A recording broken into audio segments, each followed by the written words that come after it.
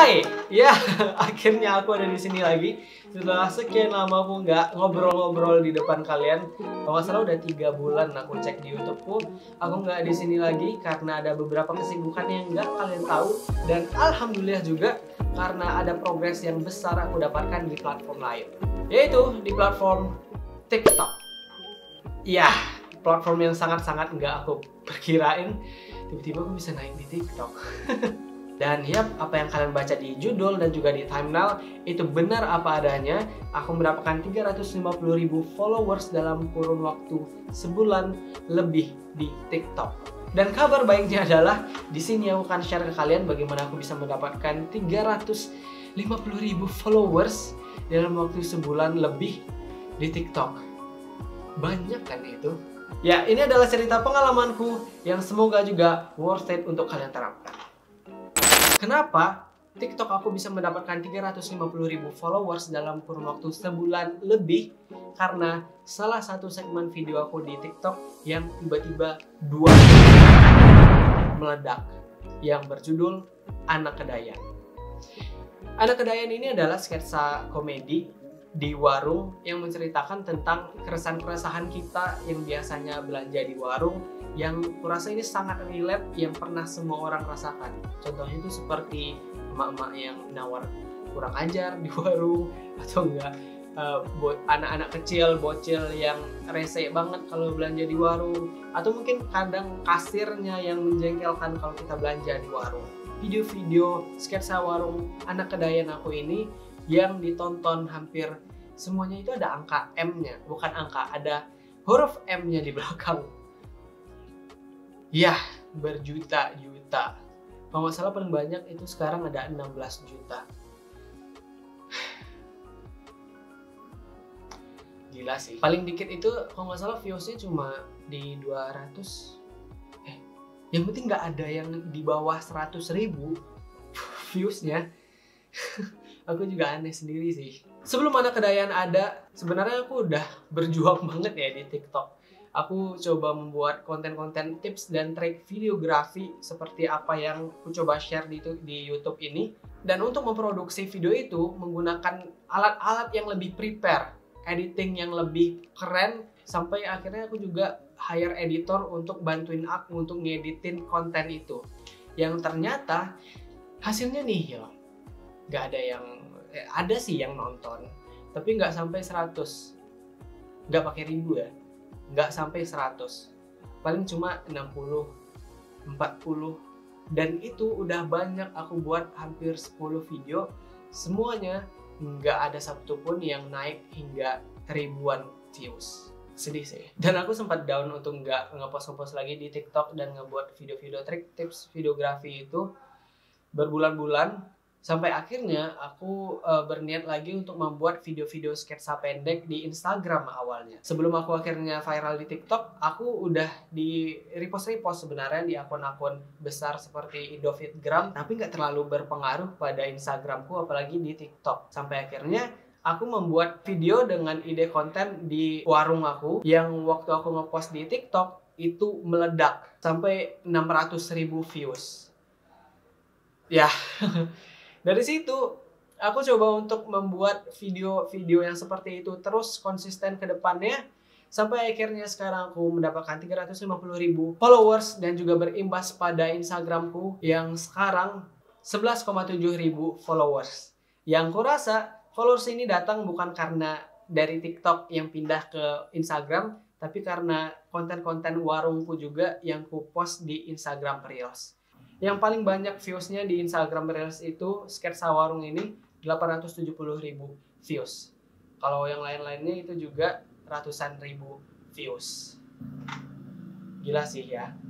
Ya gitulah orientasi gimana akhirnya aku bisa di titik ini setelah menghilang 3 bulan di YouTube. Selanjutnya aku akan kasih tahu kalian poin-poin yang kurasa mengapa aku bisa mendapatkan progres sebanyak itu. Ada 3 poin yang kucatat yang mungkin juga bisa berlaku kepada kalian. Yang pertama, relate. Hal yang paling besar kalau orang tanyakan kenapa video Anak Kedayan aku ini bisa banyak orang nonton, menurut analisa aku adalah video ini sangat relate banget. Hampir semua orang Indonesia pernah belanja di warung. Hampir semua orang Indonesia pernah mengalami kejadian-kejadian yang unik yang meresahkan di warung. Dan bagi kamu yang ingin membuat konten di sosial media, menurutku salah satu hal yang paling penting yang pertama kamu pikirkan adalah apakah konten kamu itu relate atau tidak. Apakah masyarakat sangat membutuhkan video kamu itu atau tidak. Mau apapun jenis konten kamu seperti videografi pun, kamu harus lihat dulu apakah video konten yang kamu buat itu adalah tips, triks, masalah yang paling dekat nggak sama videografer. Maupun kamu konten masak, kamu lihat dulu apakah konten yang kamu buat itu adalah masakan yang emang sering dibahas. Apakah orang-orang yang suka nonton konten masak ini sangat dekat nggak dengan apa konten yang kamu ingin buat. Kamu harus lihat dulu apakah makanan yang ingin kamu buat kontennya itu lagi rame dibicarain nggak.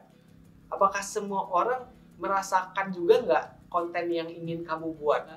Viral juga adalah hal yang relate menurutku.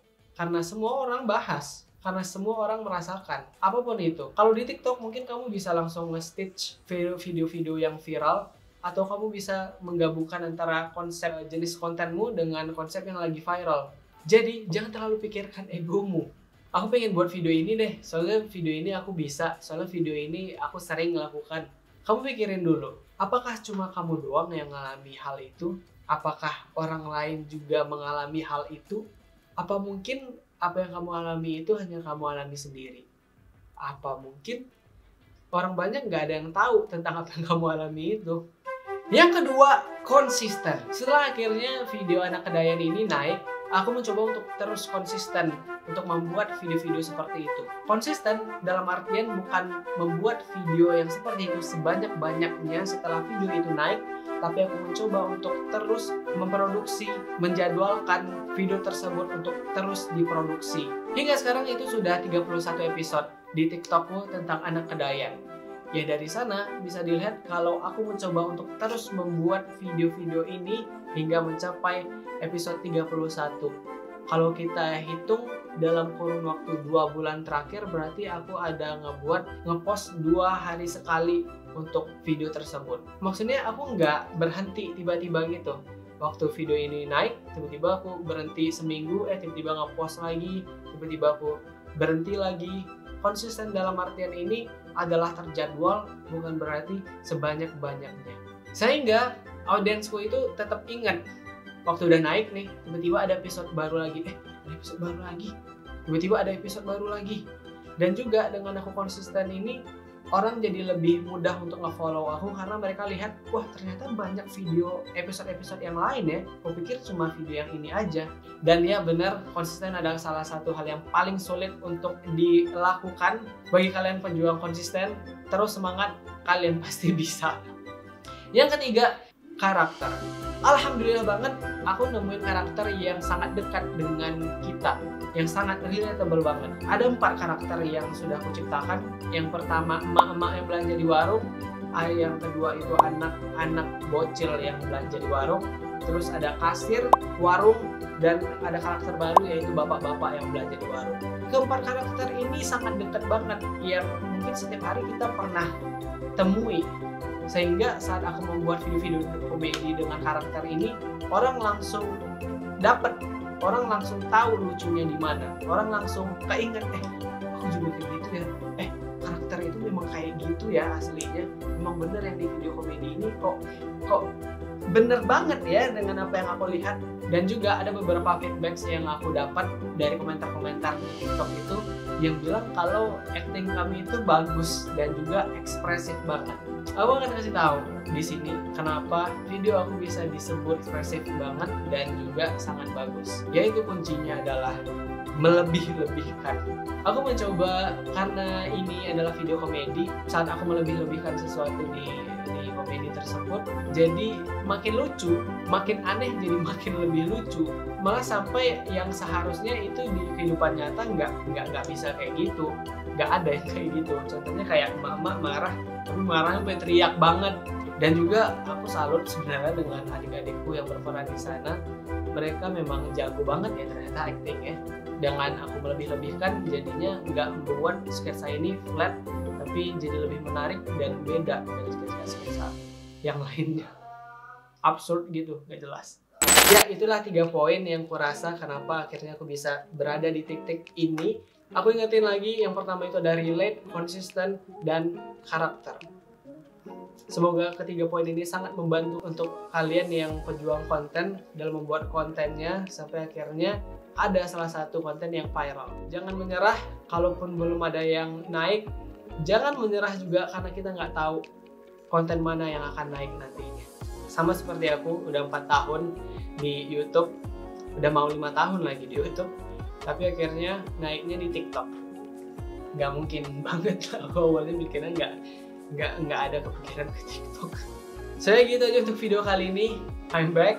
Semoga juga aku bisa konsisten terus untuk upload di YouTube lagi.